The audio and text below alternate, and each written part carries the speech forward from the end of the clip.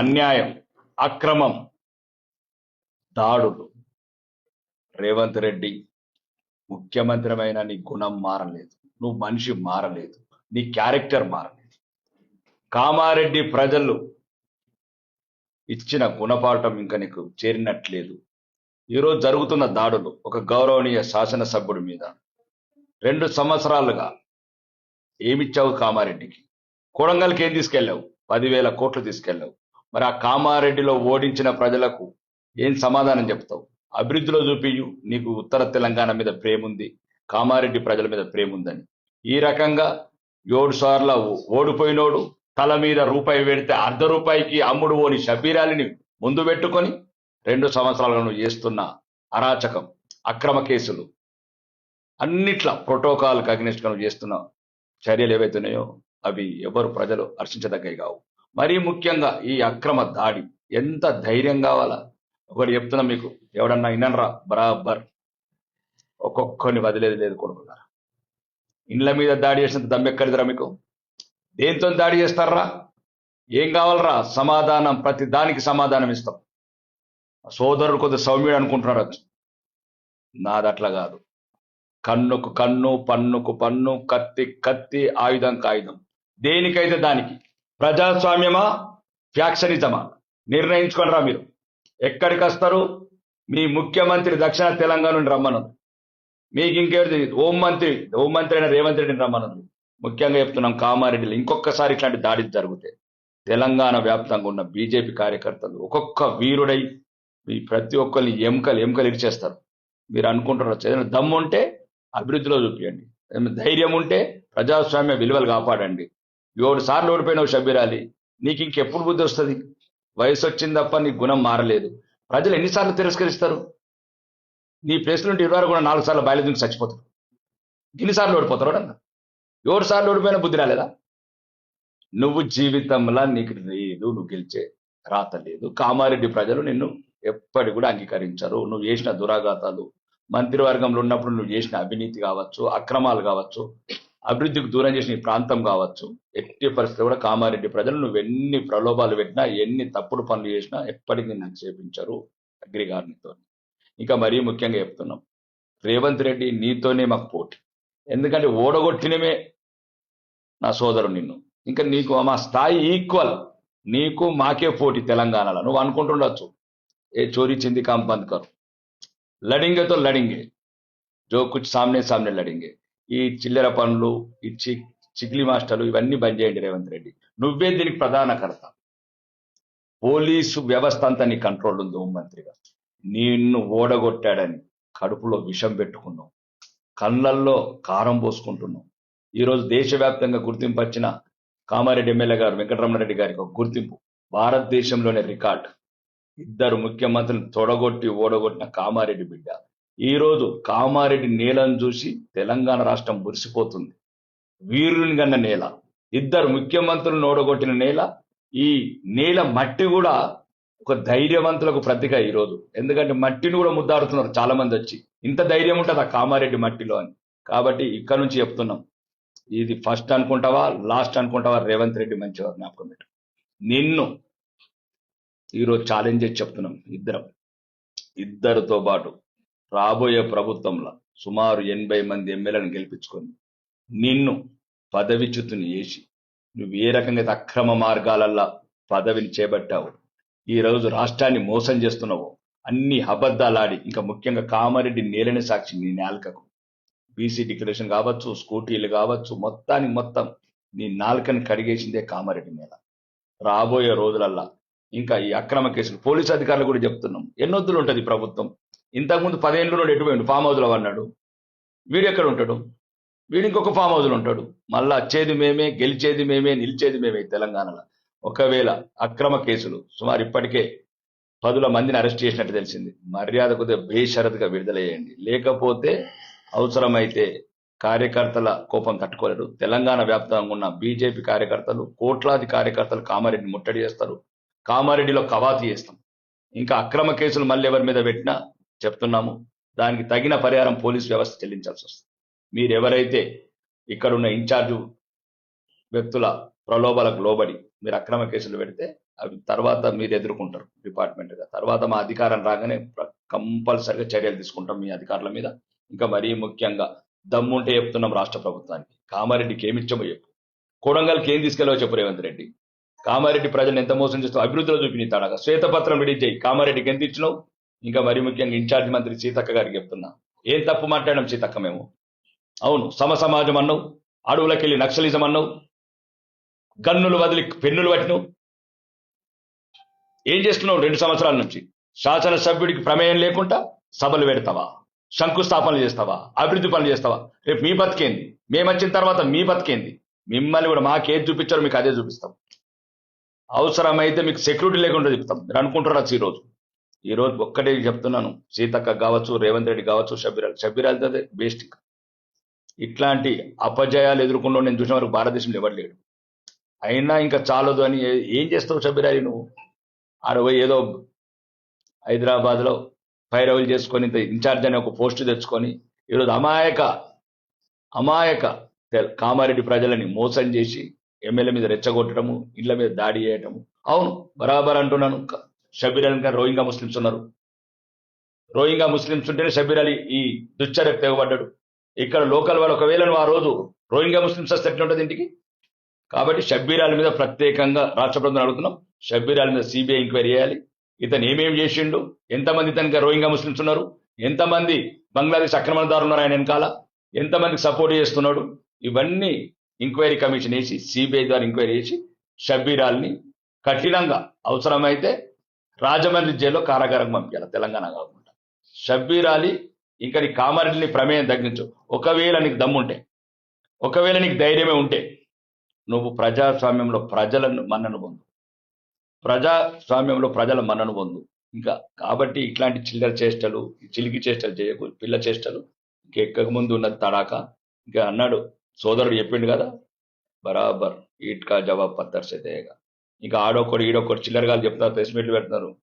జాగ్రత్త బిడ్డ, ఒళ్ళు హూనం అయిపోతుంది. ఏమనుకుంటున్నారా? ఎన్ని రోజులు ఉంటారా మీ వెనకాల పోలీసులు? ఎన్ని రోజులు ఉంటారా రేవంత్ రెడ్డి మీ దగ్గర? ప్రతి ఒక్కడికి లెక్కలు చెప్తాం రానున్న రోజుల. ప్రజల అభిమానం పొంది ఎమ్మెల్యేలకు ఎన్నికైనాం. ఈరోజు ప్రజాస్వామ్యంలో ప్రతిపక్షంగా పోరాడుతున్నాం, ఈ ప్రభుత్వాన్ని నిలదీస్తున్నాం. ఏం చేసిందనరా మీ ప్రభుత్వం? ఏంద్రా అందరికి రుణమాఫీ చేసినరా, రైతు భరోసా చేసినరా, 5 సార్లు చెప్పి 3 సార్లు ముంచిన వాళ్ళు 4,000 పెన్షన్ ఇచ్చారా, 2,500 మహాలక్ష్మి ఇచ్చారా, తులం బంగారం ఇచ్చారా, పిల్లలకు ఉద్యోగాలు ఇచ్చారా, ఆడపిల్లలకు స్కూటీలు ఇచ్చారా, బీసీ స్లాబ్లను ఇచ్చారా? ఏ ముఖాలు పెట్టుకున్నారా మీరు? ఎందుకు తిరుగుతున్నారా ఇంకా ప్రజలలో మీరు? 2.5 సంవత్సరాలు అయింది. ఎక్కడిచ్చారా నిరుద్యోగ వృత్తి? ఎక్కడిచ్చారు 4,000 రూపాయల పెన్షన్? ఎక్కడిచ్చారు దివ్యాంగులకు 6,000? ఎక్కడిచ్చారో తులం బంగారం? మీ బతుకులు ఏడా? ఇష్టం గ్రామ్ బంగారం ఇవ్వండి. ఇప్పటికీ 2.5 సంవత్సరాలు అయింది. ప్రజలను నట్టేట ముంచి అబద్ధాలు చెప్పి ఈరోజు ఉర్రూతలు ఊతున్నారు కదా. ప్రతి ఒక్కరికి సమాధానం చెప్తాం. ఇక ముందు చెప్తున్నాం, కామారెడ్డిలో కూడా మీరు ఎవరైనా తప్పుడు ఆరోపణలు చేస్తే దమ్ముంటే ప్రభుత్వం మీ చేతిలో ఉంది. ముఖ్యమంత్రి రేవంత్ రెడ్డి నీకు చెప్తున్నా డైరెక్ట్, నీకు ఒకవేళ కామారెడ్డి శాసనసభ్యుడు చిన్న తప్పున్నా ఆయనతో పాటు నేను కూడా స్పీకర్ ఫార్మాట్ లో రాజీనామా చేస్తాను. కామారెడ్డి ఎమ్మెల్యే కాదు, కామారెడ్డి ఎమ్మెల్యే దమ్ముంటే స్పీకర్ ఫార్మాట్ రేపే పంపిస్తాం. రేపు దాని మీద నువ్వు ఎంక్వైరీ చేయు. అన్ని వ్యవస్థలు నీ చేతిలో ఉన్నాయి. మేమేం ఓటుకున్నట్టు కేసులు కాదేమయ్యి, మా ఏం కేసులు కాదే. మీ మీద 169 కేసులు ఉన్నాయి.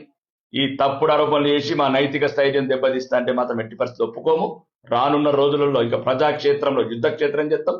మీరు ఏవైతే అబద్ధాల వాగ్దానాలు చేసినారో తెలంగాణ రాష్ట్ర వ్యాప్తంగా కాలికి బల్బం కట్టుకొని తిరుగుతాం. అవసరమైతే ఉత్తర తెలంగాణ ఒకరం, దక్షిణ తెలంగాణ ఒకరం పాదయాత్ర చేసి తెలంగాణలో ఉన్న ప్రజలందరినీ చైతన్యవంతం చేసి ఈ దుర్మార్గమైన కాంగ్రెస్ ప్రభుత్వాన్ని ఈ రాష్ట్రం నుంచి పారదోలుతాం. మీకు చెప్తున్నా, ఈ రోజు కూడా ఇక ముందు జరిగేది సంగ్రామం, ధర్మానికి అధర్మానికి, రాములకు రాక్షసులకు జరిగే సంగ్రామంలో ఈ రాష్ట్రంలో మళ్ళా ధర్మస్థాపన చేసి తెలంగాణ సెక్రటరేట్ మీద కాషాయ జెండా ఎగిరేస్తాం. అభివృద్ధి పథంలో కామారెడ్డిని కావచ్చు, ఆర్మూర్ కావచ్చు, 33 జిల్లాలని సమానంగా చూసి, మీ లెక్క కాదు, నల్గొండ, ఖమ్మం, మహబూబ్నగర్ కాదు, 33 జిల్లాలు సమానం. మాకు భారతీయ జనతా పార్టీ 30 రాష్ట్రాలను ఎట్లా చూస్తున్నామో 33 జిల్లాలు సమానంగా చూసి రాబోయే రోజులలో ఈ రాష్ట్రంలోనే నెంబర్ 1గా నిలబెడతాం కామారెడ్డిని. ఇక్కడ ఉన్న పొట్టి నాయకులకు కూడా చెప్తున్నా, ఇంకా నోర్లు అదుపులో పెట్టుకోండి, లేకపోతే నేలకలు కత్తిరిచ్చేస్తా. ఏమనుకుంటున్నారా మీరు? ఎమ్మెల్యే అంటే ఓడు తల మీద రూపాయి పెడతా, ₹1 నా కొడుకులు మీరు ప్రెస్ మీట్లు పెడతారా? ఏముందిరా మీరు ప్రెస్ మీట్లు? చిల్లర ఈ సోషల్ మీడియాను చూసుకుంటా. కాబట్టి గౌరవంగా ఉంటారా? గౌరవంగా ఉండండి. అభివృద్ధిలో మీకు ఏమైనా దమ్ము ఉంటే మీ దక్షిణ తెలంగాణ ముఖ్యమంత్రికి పోయి దక్షిణ తెలంగాణ మంత్రులకు పోయి డబ్బులు తీసుకురండి, కామాభివృద్ధి అభివృద్ధి మేము చెప్పుకుంటాం. మీరు ఎంత తెచ్చారో చెప్పండి శ్వేతపత్రం. కొడంగల్కి ఎన్ని తీసుకపోయి నేను చెప్తాను, ఖమ్మంకి ఎన్ని తీసుకపోయి నేను చెప్తాను, నల్గొండకి నేను చెప్తాను.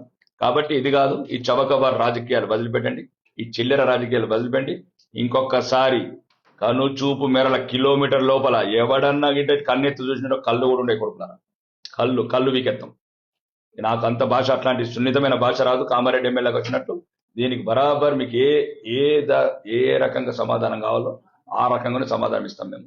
ఇక రాబోయే రోజులల్లో ఎక్కడ కూడా బీజేపీ కార్యకర్తలకు, శ్రేణులకు, బీజేపీ నాయకులకు ఎక్కడ కూడా మీరు అపనిందలు వేసినా, అపవాదులు వేసినా దానికి తగిన సమాధానం చెప్తాం. రాబోయే ప్రభుత్వంలో ఏవైతే జరిగినాయో ఈ సంఘటనలు, ఎవరెవరు ఉన్నారు వెనకాల, ప్రతి ఒక్కరి మీద చర్యలు తీసుకొని వీలైతే పక్క రాష్ట్రంలో జైల్లో, రాజమండ్రి జైలుకు పంపిస్తాం.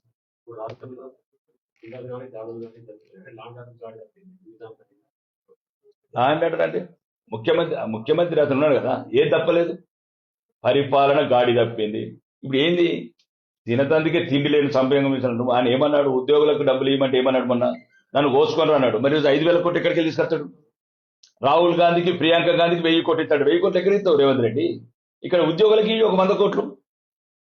పరిపాలన మరి ఈరోజు బాన్స్వాడ ఘటనలు కావచ్చు, ఈ రోజు పాత బస్తీ ఘటనలు కావచ్చు, ఈ రోజు నిజామాబాద్ ఘటనలు కావచ్చు, చాతగాని దద్దమ్మ ప్రభుత్వం, శాంతి భద్రతను కాపాడిన ప్రభుత్వం,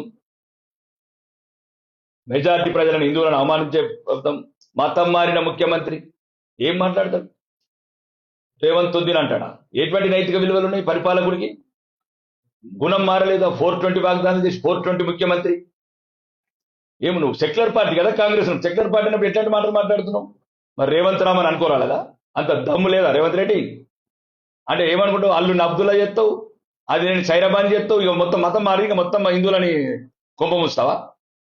రేవంత్ రెడ్డి నువ్వు ఒక్కడవేనా మారింది? మొత్తం నీ కుటుంబం మొత్తం మతం మారినరా? అల్లుడు అబ్దుల్ ఎప్పుడవుతాడు? అదినే ఫాతిమ ఎప్పుడైతుంది? ఎన్నొద్దులు మోసం చేస్తావు ప్రజల్ని, తెలంగాణ ప్రజలు అమాయకులు గారు నేను నమ్మి ఓట్లేసారు. దానికి మళ్ళీ వచ్చే ఎలక్షన్లలో ఇక స్థానిక సంస్థలు ఉంటున్నారు. ఇది ఎట్లా స్థానిక సంస్థలు వేరు, జనరల్ ఎలక్షన్స్ వేరు. ఇక్కడ ఆడొకటి ఇక్కడ స్థానికంగా ఉంటుంది, అది కొంత బలగంతో, బంధుత్వంతో, స్థానిక సంస్థలతో ముడిపడి ఉంటుంది తప్ప దానికి దీనికి సంబంధం లేదు. త్వరలోనే వీలైతే ఇంకా ముఖ్యమంత్రి కూడా మారుతాడు అంటున్నారు. ముఖ్యమంత్రి మారితే రాష్ట్రానికి అరిష్టం పోతుంది. రానున్న రోజుల్లో వచ్చేది వెలిగేది కాషాయమే. ఈ రాష్ట్రంలో రాష్ట్ర ప్రభుత్వం రాగానే ఏదైతే అప్పులను తగ్గించి అభివృద్ధి వైపు తీసుకెళ్తుంది రాష్ట్రానికి. 3 రోజుల నేపథ్యంలో జరుగుతున్నప్పుడు జిల్లా నాయకులను, రాష్ట్ర నాయకులను ఔదార్యం చేసి దీన్ని ఏ విధంగా చూస్తారు? ఈ ప్రభుత్వం ఒక పిరికి ప్రభుత్వం. ముఖ్యమంత్రి పిరికివాడు. అంటే నీడని చూసి భయపడ్డాడు ముఖ్యమంత్రి తెలంగాణ. దాన్ని బట్టి అర్థమైంది లేదా? అంటే మీరు దాడులు చేస్తారు, అంటే ఈ దాడుల వెనకాల ఎంత పెద్ద కుట్ర ఉన్నది? దీని వెనక ఎవరున్నారు? ఉగ్రవాద చర్యలున్నాయా, తీవ్రవాద చర్యలున్నాయా? ఒక శాసనసభ్యుడు ఇంటి మీదకే దాడి చేస్తే సామాన్య ప్రజలకు రక్షణ ఏది? సామాన్య ప్రజలకు రక్షణ ఏది? ఈరోజు ఆడపిల్లలు హాస్టల్లో ఆడపిల్లలు చేసుకున్నారు, రోడ్ల మీద అమ్మాయిల మీద అత్యాచారాలు జరుగుతున్నాయి. కాబట్టి ఇక్కడ శాంతి భద్రతలు మొత్తానికి విఫలమైనవి. ఇక్కడ కామారెడ్డి సంఘటన దానికి మచ్చుతునుక. కాబట్టి ఇక రానున్న రోజులలో భవిష్యత్తులో ఎట్టి పరిస్థితుల్లో కూడా శాంతి భద్రతలు కాపాడి రాష్ట్రాన్ని కరెక్ట్ పరిపాలించమని చెప్తున్న ముఖ్యమంత్రికి. ఈ చౌకబారు ప్రకటనలు, ఢిల్లీ పర్యటనలు మానేయు. ఇంకున్నది 2 సంవత్సరాలు. ఉండవా 2 సంవత్సరాలు. కానీ ఉన్న రోజులన్నా ఈ కామారెడ్డి మీద పగబట్టుడు బంద్ చేయి. ప్రజలు ఏం లేదు గుణపాఠం చెప్పారు. ప్రజల మీద ఎందుకు పగబట్టినావు? నువ్వు చాతగానే వాడని నోడగొట్టిండ్రు, కడుపులో విషం పెట్టుకున్నావు. ఇట్లా మనిషి ఎంతున్నవు, విషం ఎంతున్నది? మనిషి కూడా అంత పెద్ద పొడవు లేవు, విషం గంతానం పెట్టుకున్నావు. కాబట్టి ముఖ్యంగా ఇది రేవంత్ రెడ్డి. దీని వెనకాల మొత్తం ఉన్నాడే రేవంత్ రెడ్డి. ఆయన క్షణం నరకం అనుభవిస్తున్నాడు కామారెడ్డి ఓటమిని. ఈరోజు ముఖ్యమంత్రి అయినా మనశ్శాంతిగా లేడు. ఎక్కడ పోయినా కామారెడ్డి ఓడిపోయినాడు ముఖ్యమంత్రి అంటున్నారు. కొడంగల్ ఓడిపోయింది మర్చిపోయారు, కానీ కామారెడ్డి ప్రజల మీద ప్రత్యేకంగా పగబట్టిండు. ఇది మంచిది కాదు. ప్రజాస్వామ్యాన్ని గౌరవించు రేవంత్ రెడ్డి, ప్రజల తీర్పును కూడా గౌరవించు. ఇంకొకసారి కామారెడ్డికి ఏదైనా స్పెషల్గా అయితే, అవసరమైతే నీ కామారెడ్డి మీద ప్రేమ చూపి అంటే కొడంగల్ కామారెడ్డి శ్వేతపత్రం రిలీజ్ చేయి. నువ్వు 2.5 సంవత్సరాల కామారెడ్డికి ఎన్నిచ్చినావు, కొడంగల్కి ఎన్నిచ్చినావు. అప్పుడే కామారెడ్డి ప్రజల మీద నువ్వు పగబట్టనట్టు నిరూపితమవుతుంది.